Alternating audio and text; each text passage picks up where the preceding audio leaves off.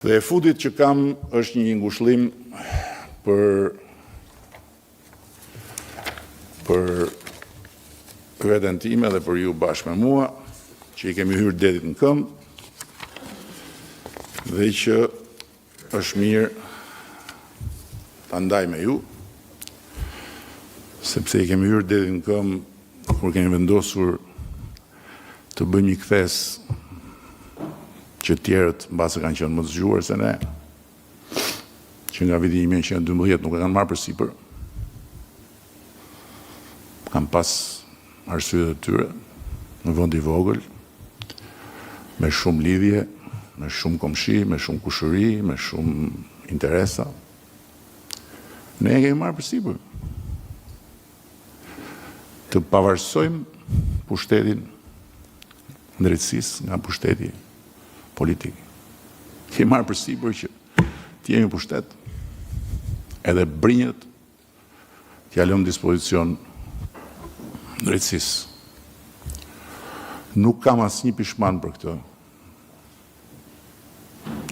E vetmja pyetje që kam, pikpyetje që kam është, a do t'ja dalim që ta bëjnë të pakthyeshme reformën drejtësi? A do t'ja dalim që institucionet e drejtësisë ta përdorin pavarësinë për të bërë drejtësi dhe jo politik?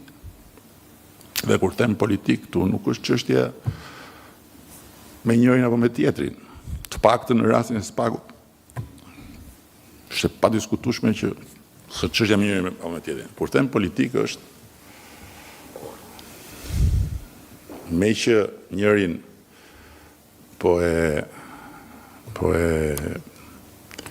lëmë në balkon, shkojmë të kapim një 3 nga këta, pastaj me që kapëm 3 të shkojmë t'i bijem njërit, po me që po bëjmë këtë për kryetarin e bashkisë, po të shkojmë të kapim njërin për diplom, tani për këtë mund të flasum se e dini mirë se sa respekt kam për një farë Belo, Këlliçaj, një popull kot, po tani të përfundoj njeriu në dyert e Spakut për diplomën. Jo e ke falso, jo e ke pëqashkë. Për të thënë që shiko, ne po e bijem këti, po shkojmë të marrim dhe këtë, se ky është ai hija që konkuroj. Kjo është në këtë kuptim politik. Pra, ndiq mediat, kompleksohu edhe bëj balet. Ndërsa në rastin e GKK-s, ky është i rast që duhet parë. Sa është ora? 9:48. Nuk e di është zgjuar inspektori i lartë i drejtësisë, po mbase zgjohet edhe më dëgjon. Është shumë e rëndë kjo. Shumë e rëndë.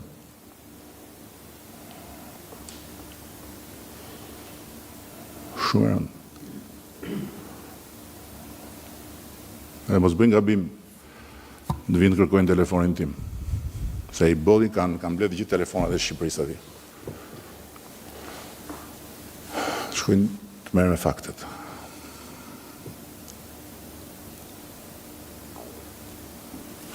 Ngushëllimi është ky. Në vazhdën e indeksit të perceptimit korrupsionit, Shqipëria dje, siç e thash, po nuk intereson njeriu, doli në Transparency International në pozicionin më të mirë që ka qenë ndonjëherë. Për luftën kundër korrupsionit. Kur ka ndodhur që ka dalë keq, është bërë lajm, kanë dalë në për konferenca, kanë mbytur mediat, janë bërë emisione. Janë bërë zhurma në ato udhkryqet e mbrëmjes, për këtë zdia doli gjykundi, po faktikisht Shqipëria është e para në rajon nga raporti i Sigmës i Komisionit Evropian për prokurimet publike. E para, me distancë nga i dyti, Jemi 80 pikë 271, tjerët janë nga 50, nga 40, ata që mbahen si më transparente dhe më të pakorruptuar. Po këto, pse këto ndërkohë nuk bëjnë? Ja, ku e kam këtu. Duhen pasur parasysh disa fjali në lidhje me ato që quhet paradoksi I progresit.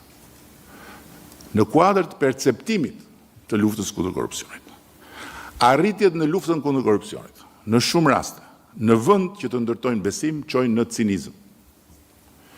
Hapja dhe ekspozimi ndaj kontrollit dhe dukshmërisë bëjnë që korrupsioni të duket edhe më I përhapur dhe kur shkalla aktuale e rasteve të tij është në rënje.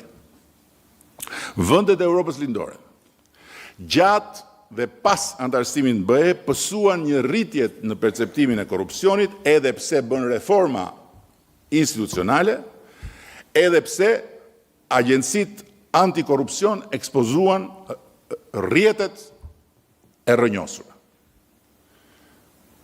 Një studim I Bauer and Grimes I vitit 2014 zbuloi se mbulimit mediatik të skandaleve të korrupsionit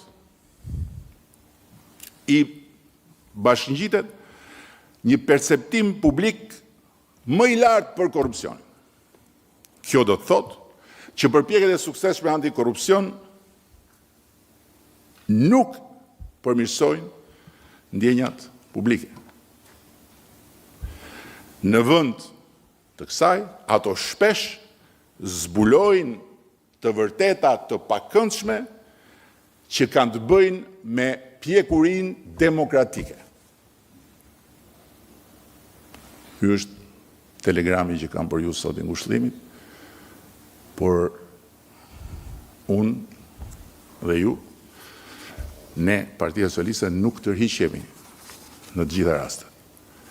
Me çfarë do lloj çmimi, me çfarë do lloj kosto, siç e shihni fatura është këtu, balt,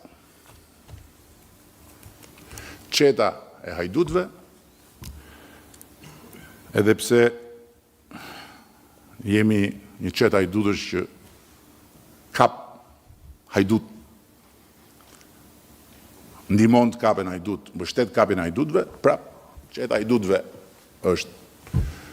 Kështu që kokën lart, shtrëngoni dhëmbët dhe në 11 maj na duhet flak në çdo kuti votimi. Mavia duhet bëhet e kuqe, flak, siç I ka qef Erion Braçja